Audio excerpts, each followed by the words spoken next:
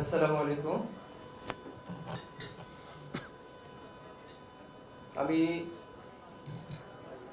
MD Shariful Islam শরীফ 31শে August সকালে যার যে মৃত্যুবরণ করেছে সে আমার ক্লাসমেট, সে আমার রুমমেট। আমরা একসাথে থাকি, একই প্লেটে ভাত খেয়েছি। অনেক দুঃখের সহিত বলতে হচ্ছে যে আজকে সে আমাদের মাঝে নেই, বেঁচে নেই। যদি একটু সুচিকিৎসা সে পেত, হায়াত মালিকের মালিক আল্লাহ, কে কখন মারা যাবে সেটা উপরওয়ালা জানে। কিন্তু যদি তাকে সুচিকিৎসা দেওয়া হতো হয়তোবা সে আমাদের মাঝে বেঁচে থাকতেও পারত। আমি ঘটনাটা শুরু থেকে বলার চেষ্টা করছি।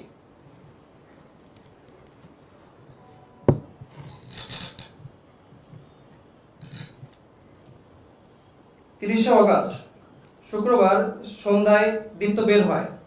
তার ভাষ্যটি এমন ছিল যে, শরীফ আমি আসবো, আমার আসতে একটু লেট হবে। কিন্তু আসলে উপলব্ধি করতে পারিনি যে তার এত লেট হয়ে যাবে যে সে আর কখনোই ফিরে আসবে না, আমাদের মাঝে কখনোই ফিরে আসবে না।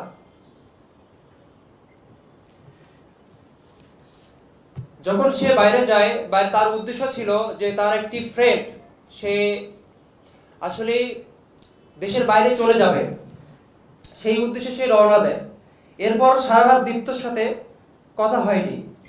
পরবর্তীতে পরের দিন একটি গ্রুপে সকালে বিসিএস কোচিং ব্যাংক গ্রুপে আনুমানিক 2 ঘটিকার সময় একটি পোস্ট দেখি। পোস্টে এমন একটি লেখা যে একটি রোগী, অজ্ঞাতনামা একটি রোগী, সে ঢাকা মেডিকেল কলেজের আইসিইউতে ভর্তিরত রয়েছে।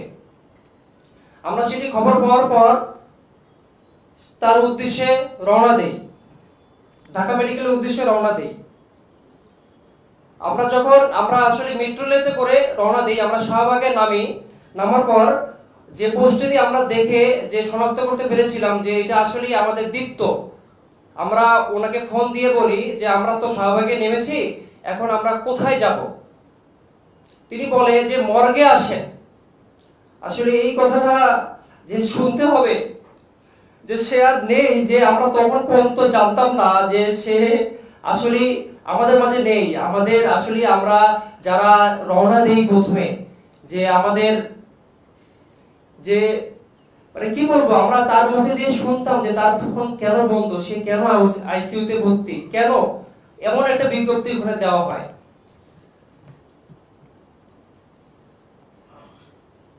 মর্গে আনুমানিক 3টা নাগাদ যখন পৌঁছানো হলো, দেখলাম ইতিমধ্যে সেখানে দীপ্তর অন্যান্য বন্ধু বান্ধবরা আসতে থাকে। দেখতে পারি দীপ্তের লাশ মর্গে যখন মর্গের গেটটা খুলে দেওয়া হয়, দেখি দীপ্তের লাশটি, নিতর দেহটি ফ্লোরে পড়ে আছে, রক্ত মাখা, সাইডে অনেক রক্ত সেখানে পড়ে আছে। সে বিছানার মধ্যে দীপ্তের লাশ পড়েছিল, বিছানায় উদ্ধারকারী এক ব্যক্তি। কিছুক্ষণ আমরা উদ্বিগ্ন অবস্থায় এদিক সেদিক যাওয়ার পরেও আমরা কোনো ডিসিশন নিতে পারছিলাম না। আনুমানিক বিকাল 4টায় সেই শুভাঙ্গী জানায় সে খুব কষ্ট পেয়ে দীপ্ত মারা গেছে। দীপ্তর মানিব্যাগ, ফোন, বাইকের কাগজপত্র ঘটনাস্থল থেকে ছিনতাই হয়ে যায়। প্রত্যক্ষদর্শীর ভাষ্য মতে ওয়ার্ড বয় এসে পাল চেক করে তার যে প্রাথমিক চিকিৎসাগুলো দরকার ছিল, একজন ওয়ার্ড বয় কিভাবে পাল চেক করে বলতে পারে যে তার কোনো ট্রিটমেন্ট লাগবে না? যারা আমার দীপ্তকে নিয়ে এসেছিল তাদের ভাষ্য মতে, তাদের বিবৃতি অনুযায়ী,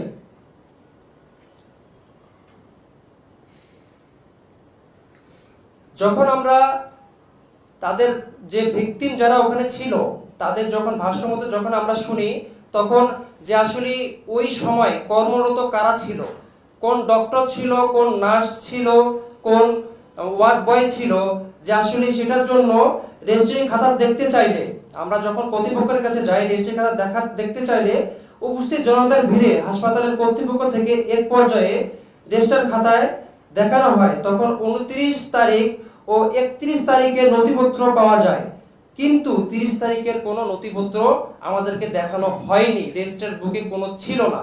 নথিপত্র বলতে কি একটু ক্লিয়ার করে দাও।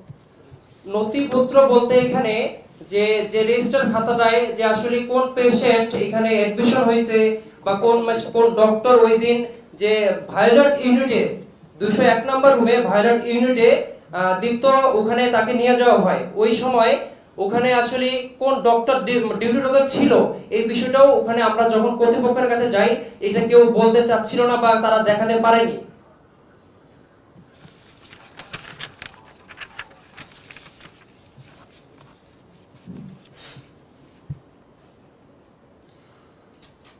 আনুমানিক বিকাল 5টায় ডিএমসি মহাপরিচালক এর রুমে আলোচনা করা হয় যে কেন দীপ্তের সুচিকিৎসা দেওয়া হয়নি। 5টার পরবর্তী সময়ে বিশ্ববিদ্যালয়ের প্রভিসি ও সিভিল ডিপার্টমেন্টের চেয়ারম্যান এর উপস্থিতিতে সকল শিক্ষার্থীরা হাসপাতাল কর্তৃপক্ষের সাথে আলোচনায় বসে। এই আলোচনায় তৎক্ষণাৎ সকল পক্ষের অংশগ্রহণে একটি তদন্ত কমিটি গঠন করা হয়। উক্ত সভায় ডিউটি ডক্টর সকল শিক্ষার্থীদেরকে ইন্ডিকেট করে সন্ত্রাসী বলে আখ্যা দেওয়া হয়। সাময়িক কিছুক্ষণের জন্য উত্তপ্ত বাক বিনিময় হয়। পরবর্তীতে বিশ্ববিদ্যালয়ের প্রোভাইস চ্যান্সেলর সকল শিক্ষার্থীদেরকে এক রাত 8টার মধ্যে ঢাকা মেডিকেল কলেজ এরিয়া ত্যাগ করতে বলে এবং আদেশ দেন শিক্ষার্থীরা উক্ত নির্দেশনা অনুযায়ী ঢাকা মেডিকেল কলেজ এরিয়া সম্পূর্ণভাবে ত্যাগ করে আমরা যে যার বাসায় চলে আসি, শান্তিপূর্ণভাবে আমরা যে যার বাসায় চলে আসি।